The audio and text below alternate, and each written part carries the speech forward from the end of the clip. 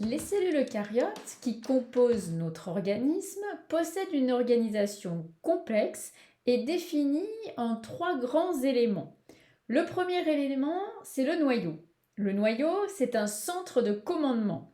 Il est entouré d'une enveloppe nucléaire à deux membranes et il abrite le matériel génétique sous la forme d'ADN. On peut l'imaginer un petit peu comme une bibliothèque qui contiendrait tous les livres nécessaires pour pouvoir guider les activités de la cellule. Ce centre de commandement régule les activités cellulaires en contrôlant l'expression des gènes et la fabrication des protéines, à l'image un petit peu d'un chef d'orchestre qui dirige un orchestre. Le deuxième élément, c'est le cytoplasme. Alors, c'est une espèce de salle de production de la cellule. Le cytoplasme est situé entre la membrane plasmique et le noyau et il comprend deux composants principaux. On a tout d'abord le cytosol, qui est un liquide visqueux.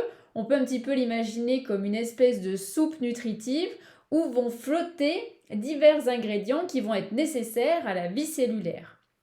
Et on a les organites qui sont, eux, les structures spécialisées, qui sont les ateliers de la cellule et qui sont suspendus dans le cytosol. Le dernier élément, c'est la membrane plasmique. La membrane plasmique, c'est la muraille protectrice de la cellule.